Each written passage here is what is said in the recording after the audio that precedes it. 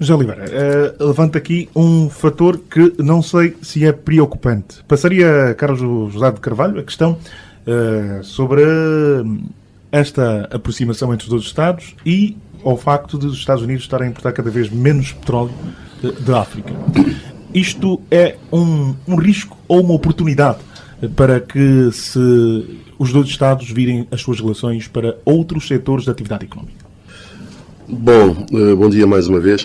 Eu começaria antes talvez pela questão política. O Reginaldo dizia, mas é que havia uma grande expectativa relativamente ao Presidente Obama pelo facto de ter raízes, digamos assim, africanas. Como havia expectativas sobre todas outras coisas, em termos de paz, etc. E chegamos à conclusão que ele é Presidente dos Estados Unidos e, digamos assim, a sua linha de atuação não se diferenciou muito dos seus antecessores. A única coisa que acontece é que eu acho que no discurso o facto de ter origens africanas, se calhar aquilo que ele foi dizendo sobre os regimes africanos, etc., foi muito mais bem aceito do que seria dito por um presidente branco dos Estados Unidos. E, portanto, basicamente foi isso, porque no essencial recebeu o Nobel da Paz, mas entretanto também se meteu em guerras, enfim, todos esses problemas. Relativamente às questões, eu não vejo que as relações entre Angola e os Estados Unidos possam ultrapassar muito o domínio político e o domínio energético, sobretudo a questão do petróleo, com a agravante de, também nessa área, as relações estarem a diminuir. Tivemos também um sério revés, que foi a questão do gás natural, não é? Que foi construído a pensar no mercado americano e, de repente, os americanos, enfim, descobriram o seu próprio gás ou passaram a fazer o seu próprio gás e o projeto tivemos depois que andar tipo caixeiros viajantes a vender o nosso gás por outras latitudes, pela Ásia, pela Europa, etc. No resto, eu acho muito complicado. Vejamos o seguinte. As importações dos Estados Unidos de produtos industriais, por exemplo, têxteis, etc., são as empresas americanas, as marcas americanas, que produzem em outros países e depois importam esses produtos.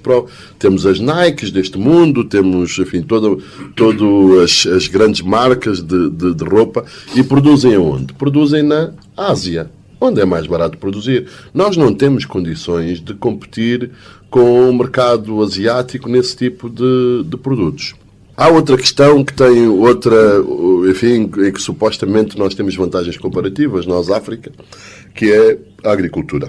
No nosso caso, sabemos como é que está a agricultura e, portanto, não temos condições de preço. Mas a África, em geral, diz que tem algumas vantagens comparativas. Agora é o seguinte, a agricultura americana é altamente subsidiada. O que significa que os setores onde nós temos vantagens comparativas fica difícil de entrar. E apesar de programas que os Estados Unidos têm, há o AGOA, não é? Que permite que os países mais pobres, em particular a África subsaariana, exportem sem pagar direitos para os Estados Unidos, etc. Portanto, temos por um lado a concorrência da Ásia, por outro lado, nos produtos agrícolas onde podíamos ter alguma vantagem comparativa, temos problemas da agricultura dos Estados Unidos ser altamente subsidiada. Estas coisas, linhas de crédito, etc., eu parece-me que esta coisa do Exim Bank, eles financiam exportações americanas, como fazem os outros. E nós estamos a comprar as nossas coisas aonde? Também por razões de preço. Estamos a comprar na China e Portanto, eu vejo com alguma dificuldade a possibilidade de as relações com os Estados Unidos do ponto de vista económico, sendo que o Exim Bank também tem uma exigência, por exemplo, que a China não tem, não é? Quer dizer, é que o Exim Bank nós, quando pedimos empréstimos à China, com algumas exceções, os empréstimos são garantidos por petróleo. O Exim Bank, quando financia, garante, digamos, tem uma garantia, não sei, enfim, o Pedro Godinho saberá seguramente isto melhor do que eu, mas há ali o assumir de um risco por parte do Exim Bank e, portanto, daí a exigência que normalmente é feita, e o Zé Oliveira falava sobre isso, na dificuldade de empresas angolanas cumprirem com os critérios. Sendo que no setor energético fala-se em financiamentos da ordem dos 20 mil milhões de dólares. O nosso plano de investimentos, do que o Zé Oliveira falou até 2017, são à volta de 18 mil milhões de dólares, sendo que, segundo, enfim, informações disponíveis, a maior parte deles já estão contratados. E o que é que consiste?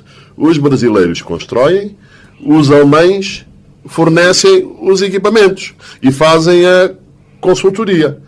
Portanto, ou os americanos, neste caso, e empresas produtoras de equipamentos se interessariam pelo mercado, com um custo elevadíssimo para nós. O que me dizem é que os preços de construção das nossas barragens são preços elevadíssimos para os padrões internacionais, porque justamente que não há concorrência. Nós temos dificuldade a ir aos mercados internacionais e dizer, olha, nós temos aqui este projeto, é um bom projeto, fazemos um concurso internacional, quem fizer o melhor preço para a construção fica com ele e quem fizer o melhor preço para os equipamentos fica com ele.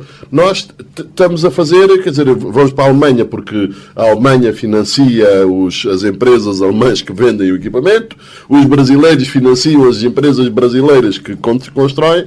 E, portanto, temos algum problema. Portanto, eu tenho alguma dificuldade em ver um crescimento das relações comerciais com os Estados Unidos para outros setores, para além do setor energético. E, portanto, acho que a nossa relação com os Estados Unidos é fundamentalmente de natureza política, pelas razões, enfim, económicas que eu procurei explanar, aquelas que são, na minha opinião, os entraves, os gargalos ao desenvolvimento das relações com os Estados Unidos. Agora, eu entendo que uma área em que eventualmente nós podemos, e a vinda do secretário da Agricultura, acho que na área técnica, da formação, da capacitação, etc., eu penso que aí podemos tirar, efetivamente, algum partido. Por exemplo, já temos o Tesouro dos Estados Unidos aqui, que nos ajudou na questão da dívida pública, e, portanto, eu acho que será talvez mais por aí que nós teremos possibilidades de incrementar as nossas relações com os Estados Unidos. Muito obrigado, Carlos Rosado de Carvalho. Está a acompanhar o debate sobre Angola, Estados Unidos, que relações. Temos como convidado, para além de Carlos Rosado de Carvalho, também Reginaldo Silva, o jornalista, também o diretor da revista Energia, especialista em energia, José Oliveira, e o diretor executivo da Câmara de Comércio Estados Unidos da América Angola, engenheiro Pedro Godinho. Engenheiro Pedro Godinho, é para si que viramos naturalmente para falar de dois pontos que foram aqui levantados e que são interessantes, que é a questão de as relações entre Angola e Estados Unidos estarem viradas para o setor do petróleo. E para outras áreas do setor da energia está um pouco difícil. A agricultura, provavelmente, na visão de Carlos Rosado, é, se calhar, um espaço onde se pode entrar um pouco mais. Reginaldo Silva levanta um aspecto importante, que é a questão de sentir que sabe a pouco. Estes 20 anos, sabem a pouco os 20 anos de a relação entre os dois Estados. E o José Oliveira chama a atenção que se temos relações com os Estados Unidos elencadas no setor do petróleo, parece que nos últimos anos as coisas têm estado a reduzir e os Estados Unidos vão reduzindo a sua importação de petróleo de África. Qual é, neste caso, a visão da Câmara de Comércio dos Estados Unidos da América Angola, como entidade promotora das relações entre os dois Estados? Como é que a Câmara de Comércio encara toda essa situação? Será que vai apostar mais na agricultura? Como é que, na sua visão, a Câmara de Comércio deverá atacar este problema? Não, eu realmente vejo essa questão com muitas inquietações, porque, como já havia dito e acabou sendo corroborado pela intervenção do Carlos Rosado e José Oliveira, é que há um risco muito grande na sustentação das relações dos Estados Unidos-Angola com base no petróleo, porque é como disse, os Estados Unidos ao longo dos anos foram procurando formas de tornarem-se independentes, autossuficientes em termos energéticos. E o consumo dos Estados Unidos nesse momento anda por volta dos entre 20 a 25 milhões de barris dia. A Angola é o 7º fornecedor de petróleo dos Estados Unidos. Só que ao longo dos últimos anos eles acabaram descobrindo que poderiam produzir hidrocarbonetos a partir da rocha xistosa. Temos uma referência muito grande quanto aos riscos que nesse momento essas relações correm, quando falamos no ponto de vista comercial, porquanto naturalmente as relações entre os países, quando falamos em amizades, as amizades nunca são permanentes, o que são permanentes são os interesses.